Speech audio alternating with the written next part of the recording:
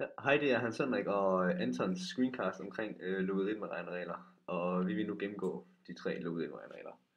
Her i logaritmeregneregel 1, den siger, at logaritmen til a gange b er det samme som logaritmen til a plus logaritmen til b. Og det vil vi nu forklare, hvordan det kan være. Ja, som det kan ses her, så kan man omskrive logaritmen til a gange b til logaritme til det her. Og det kan man, da 10 og logaritmen de udligner hinanden og går ud med hinanden, så der faktisk bare vist så det er det samme. Og så når vi går videre, så er der en potensregneregel, der siger, at når to faktorer med samme grundtal gange sammen, så kan man plus eksponenterne. Og det har vi så gjort videre hertil.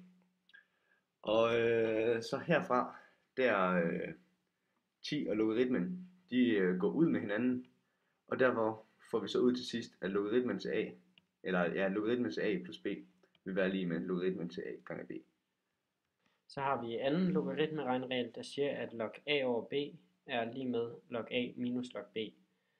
Og den udleder vi ved at isolere log a på højre siden her, ved at lægge b til på begge sider.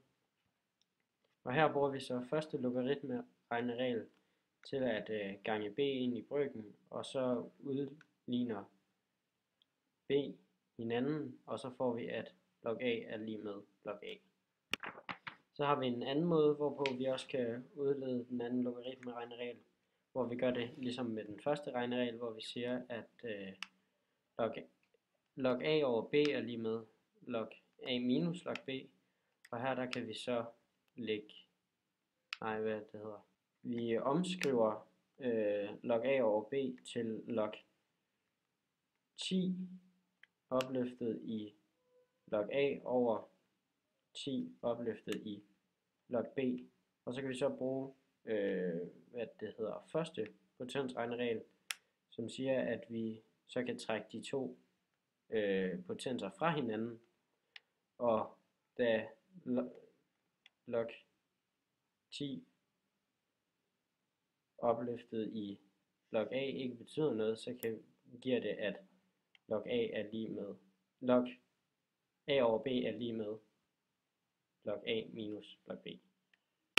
Ja, og så videre til tredje logaritmeregneregel, som siger, at logaritmen til a opløftet i ende er lige med n gange logaritmen til a. Og det kan vi udlede ved at her igen har vi omskrevet a til 10 opløftet i logaritmen til a, og som stadigvæk er opløftet i n. Og så en af logaritmens mange egenskaber er, at den kan logge eksponenten ned. Så her når vi går videre, så har logaritmen logget n ned som en eksponent. Og herfra, så som sagt tidligere, så logaritmen og 10, de går ud med hinanden, og derfor vil vi kun have det her tilbage, som er lige med det her. Og derfor har vi bevist tredje logaritmeregneregel.